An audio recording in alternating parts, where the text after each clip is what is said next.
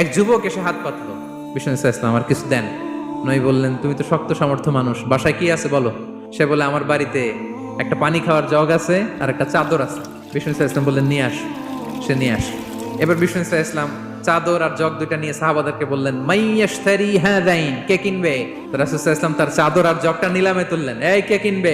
একজন বলল, ফাকালা রাজুল আনা আখিযুহুমা বিদিরহাম, ইয়া রাসূলুল্লাহ আমি 1 দিরহামে কিনবো। মাইয়াজিদু আলা যালিক, এর চেয়ে বাড়ায় দিবা কে? আরেক সাহাবী বলল, ইয়া রাসূলুল্লাহ আমি 2 দিরহামে কিনবো। 2 দিরহাম, 2 দিরহাম, 2 দিরহাম, আর বাড়ে না। বিষ্ণু ইসলাম তার কাছে 2 দিরহাম দিয়ে বিক্রি করে দিলেন।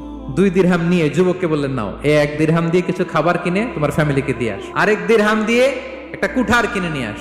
তো এই যুবক কুঠার কিনে আনলো। বিষ্ণু ইসলাম ওনার মোবারক হাতে, বরকতময় হাতে ওই কুঠারে একটা হাতল লাগাই দিলেন। এবার বললেন, যাও জঙ্গলে যে কাঠ কেটে লাকড়ি বেচে জীবিকা নির্বাহ করো, সামনের 15 দিন আমার সামনে যেন তোমার ঘুরঘুর করতে না দেখি।